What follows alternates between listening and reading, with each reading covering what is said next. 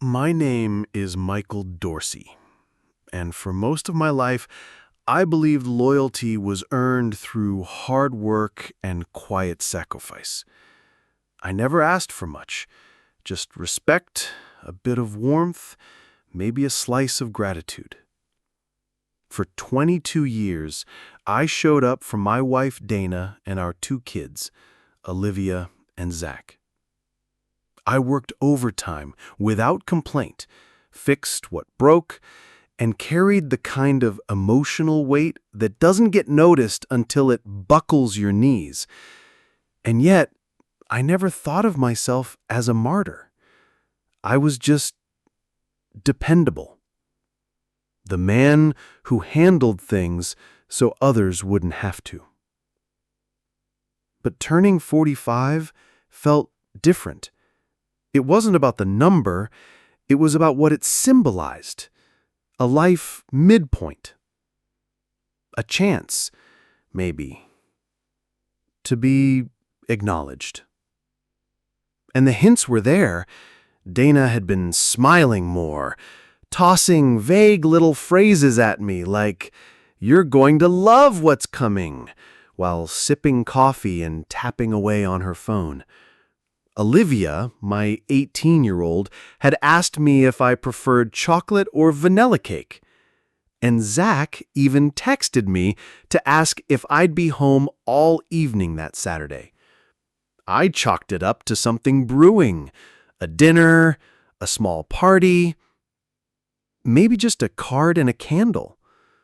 It didn't need to be grand, just intentional.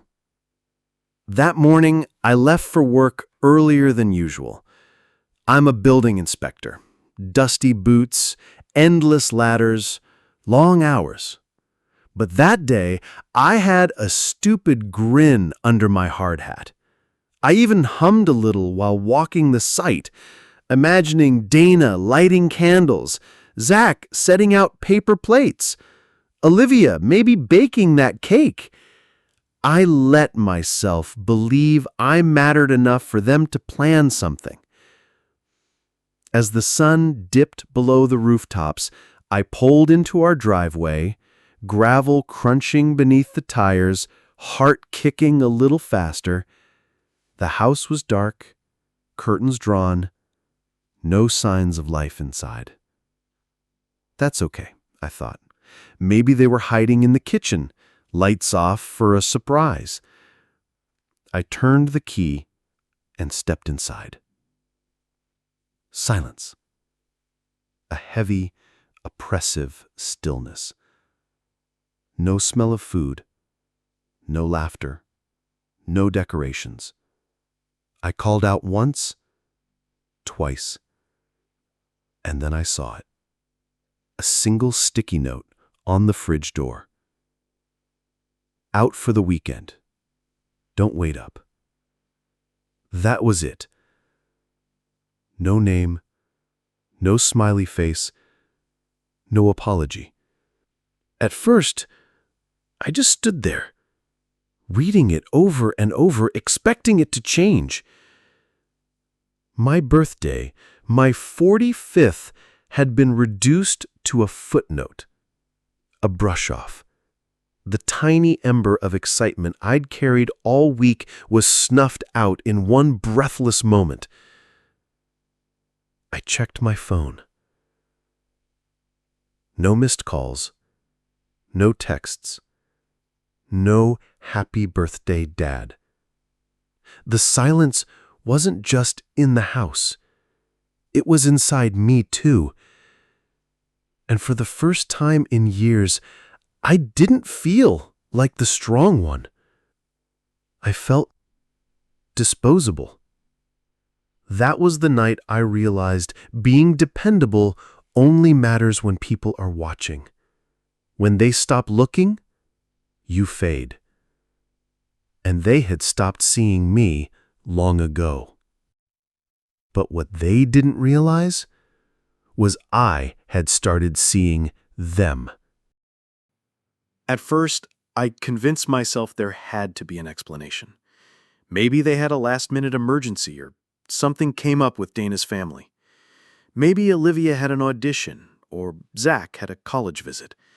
I told myself anything that made sense.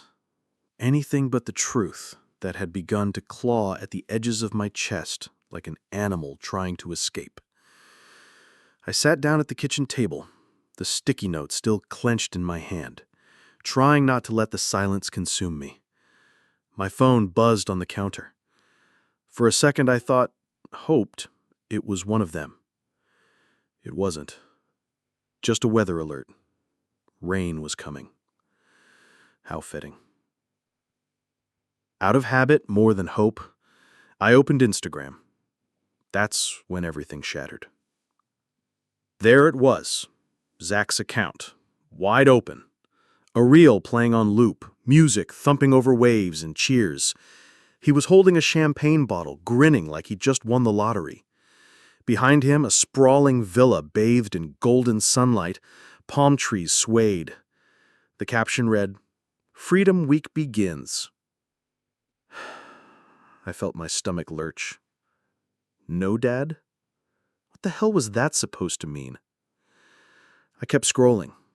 Dana showed up in the next clip, laughing in a hot tub with her girlfriends, drink in hand, hair tied up like she didn't have a single worry in the world.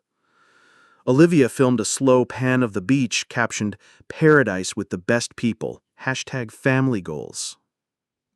I felt like I'd been punched in the gut by someone I'd spent my life protecting.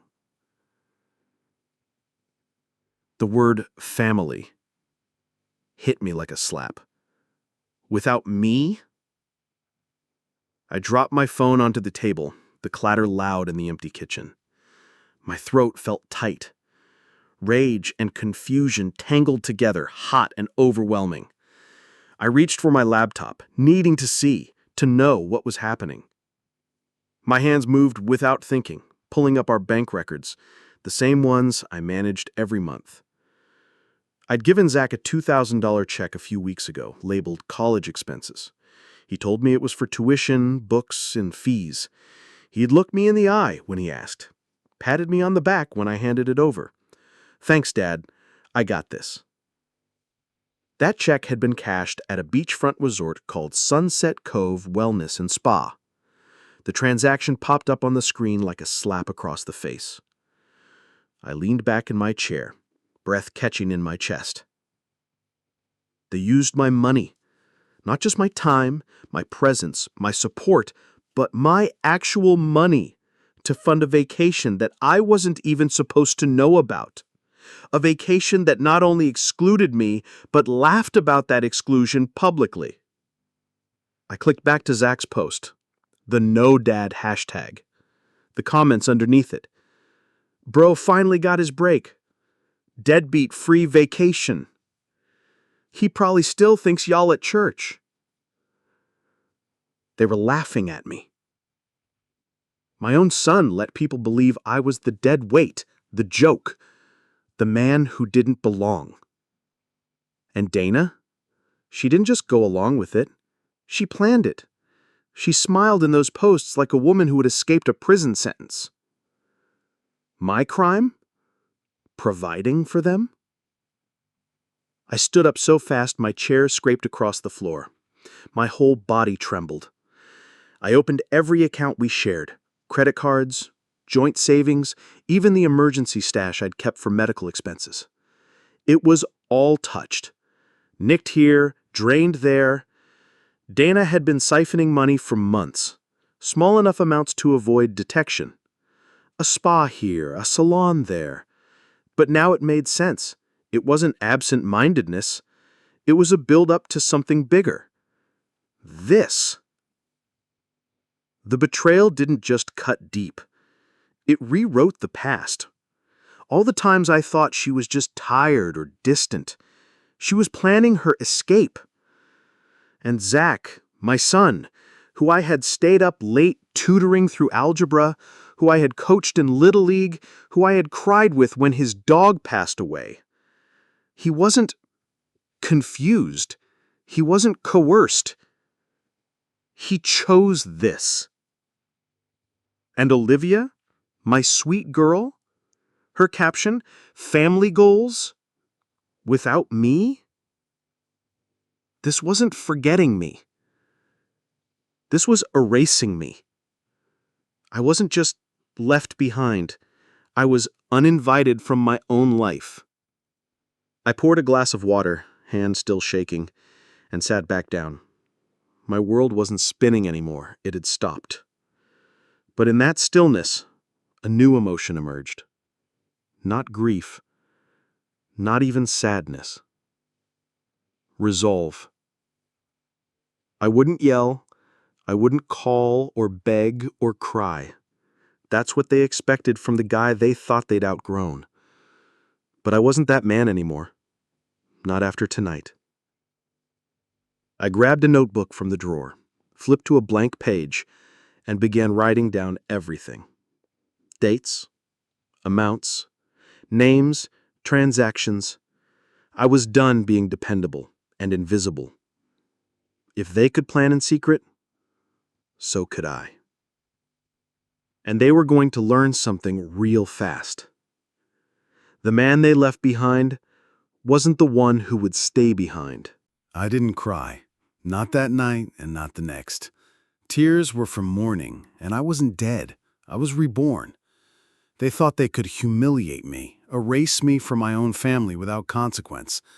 But while they soaked in sunshine, I was sharpening something far more powerful than revenge. I was regaining control. The morning after that gut-wrenching discovery, I woke up early, 4:37 a.m. to be exact.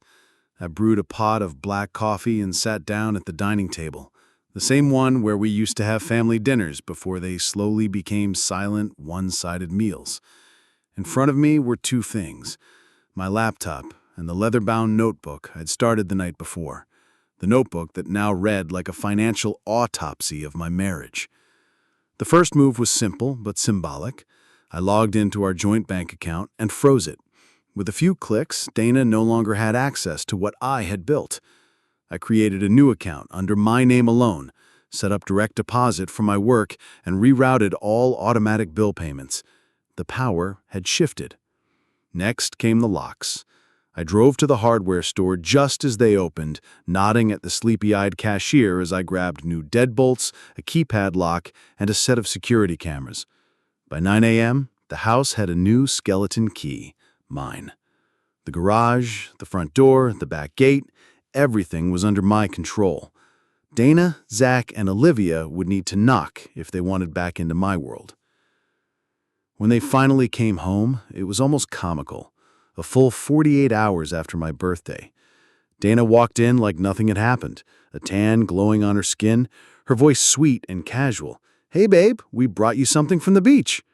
I didn't even look up, just pointed to the kitchen. She frowned, confused, but went. Olivia followed with her head lowered. Zach dragged his feet behind them, earbuds still hanging around his neck. They stepped into the kitchen like it was still theirs. I was already sitting at the table, the folder in front of me, my laptop open. A printed copy of the Instagram post, "No dad, just fun," sat squarely on top. I waited until they were all sitting. Silence filled the room. Then, calmly, I began. I laid out the credit card charges first, every hidden transaction Dana had made in the past 6 months, the spa retreats, the secret dinners, the designer bags she never showed me. Then I showed the screenshots, Zach's freedom post, Olivia's family goals beach photos, Dana's own texts to her sister. "He won't even care, just let him think we're visiting Grandma." Zach muttered, "It was just a joke." Dana crossed her arms and said, "You're being dramatic." But I didn't raise my voice. I didn't slam the table or throw anything. I simply looked Dana in the eyes and said, "Then you won't mind living somewhere else." You could have heard a pin drop. I changed the locks. "You're welcome to take the guest room tonight, but starting tomorrow, you need to find another place to stay. Your name is no longer on any account I own. Olivia and Zach's tuition is secured, but the rest of your spending spree ends now." Dana's jaw tightened. "You're serious?" "As serious as the moment you chose to disappear without a word. as serious as the moment you laughed with strangers while I sat in an empty house wondering what I did wrong. She opened her mouth, maybe to beg, maybe to argue, but I wasn't done. Zach, I turned to him, you used my money to fund your lie. Olivia, you went along with it. And Dana, you orchestrated the whole thing. This isn't a punishment, this is a boundary. They expected a meltdown. What they got instead was a reckoning. Later that evening, Dana packed a small bag and moved into the guest room without a word. Zach slammed his bedroom door and blasted music like he was the victim. Olivia, my sweet girl, sat with me in the living room, eyes red and voice quiet. Dad, I didn't want to leave you behind. I just didn't know how to stop it. I nodded, my voice softer this time. I know, kiddo, but silence is still a choice. She leaned her head on my shoulder, and I finally let myself breathe. There was no victory in this moment, just truth. Hard, bitter truth, but truth all the same. I had been the backbone of this family, the one who worked overtime, who gave up nights and weekends, who showed up even when no one else did. And I had let that role blind me to how far they had drifted. But now, I wasn't chasing after anyone. I wasn't begging to be seen. I was building new foundations, stronger ones, with or without them. 2 days after Dana had moved into the guest room and the house began to breathe a different rhythm, the storm that I'd been expecting finally arrived. Not from Dana, not from Zach's sulking room, or even Olivia's silent guilt, but from the front driveway, roaring like an old diesel engine with a grudge. It was Dana's father, Richard Calloway, the man who had once shaken my hand at our wedding and said, "Take care of her, or you'll answer to me." He showed up in his polished Lexus, dressed like he'd just stepped off a yacht, pressed blazer, leather loafers, and that same smug expression he wore at every holiday dinner when he talked over me. He didn't knock. He didn't even text. He just barged in like it was still 2002, and I was still the quiet son-in-law too meek to speak up. This time, I met him at the door, stone-faced, arms folded, not flinching. "What the hell is going on, Mark?" he barked, his voice echoing through the hallway. "Dana's been crying for 2 days. You've locked her out of accounts, made her sleep in the guest room like she's a stranger. What kind of childish tantrum is this?" I didn't yell, didn't move. I turned, walked into the kitchen, and gestured to the folder on the table. "If you're here to call me names, at least look at the facts first." He followed, muttering something about how men handle things like adults, but he sat when I pointed to the chair across from me. I opened the folder again. Dana's financial infidelity laid out in itemized shame. Retail therapy, $12,000 in designer clothing. Spa treatments, $3,800. Unexplained charges at restaurants I'd never stepped foot in. Flights and bookings under aliases I didn't recognize. Then I slid a printed screenshot across the table. It was Dana's message she sent to her sister 2 weeks before the trip. In it, she'd written, "Mark will never grow a spine." I could slap him in the face and he'd still fix the sink the next day. Richard stared at it. I leaned in. "That's what you're defending. Your daughter mocking me, draining our savings, lying to my face, and planning a beach getaway to celebrate my absence." He stayed quiet for a moment, jaw clenched. Then came the fallback tactic. Minimize. "She was stressed, Mark. Everyone needs to blow off steam. Maybe you should have asked yourself why she felt the need to escape."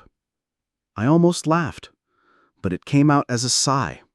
Maybe I should have asked why I kept holding up a house everyone else was trying to burn down.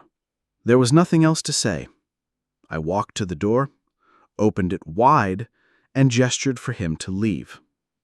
"This isn't your house anymore. You don't get to stomp in and rewrite the story." He left, grumbling under his breath, but his presence had ignited something. Not in me, but in the air. Something shifted that day. Dana started packing that evening. No dramatic speech, no begging, just silent, careful steps down the hallway, folding blouses and jackets into 2 old suitcases while Olivia watched from the doorway, her arms crossed and eyes glassy. "I'll call you later," she told her softly. Olivia didn't respond. And just like that, the house changed again. Zach moved out the following weekend, after a half-hearted tantrum and slamming a door that no longer belonged to him. I didn't stop him, let him taste the independence he craved. But Olivia stayed. At first, I thought she was just buying time, waiting for her mother to sort things out. But then she started asking questions, real ones. "Dad, how much do we spend on groceries? What's the difference between a mortgage and rent? How do you know which bills are due first?" She started helping around the house, grocery runs, cooking together, folding laundry. It was awkward at first, like we were strangers relearning how to speak. But it became something more. Comforting. She didn't fill the space with apologies or grand gestures. She just showed up. One night, we sat at the dining table, eating grilled cheese and tomato soup, the cheapest meal we'd made in months. And she looked up and said, "I never really saw you before. Not like this." I smiled, the kind of tired smile that comes after you've weathered a storm and finally found dry land. I replied, "That's okay. I didn't see myself for a long time either." I wasn't trying to replace what was lost. That ship had sailed. But in the quiet, in the ordinary, folding towels, budgeting our meals, taking out the trash, I was finding something I hadn't felt in years. Peace. Not the loud, proud kind, the kind that hums in the background and lets you breathe. Olivia started calling me Pops again. She hadn't said it since high school. It wasn't perfect. There were still echoes of Dana's perfume in the guest room, still Zach's angry music history in the speakers, still unread texts from her father sitting in my phone.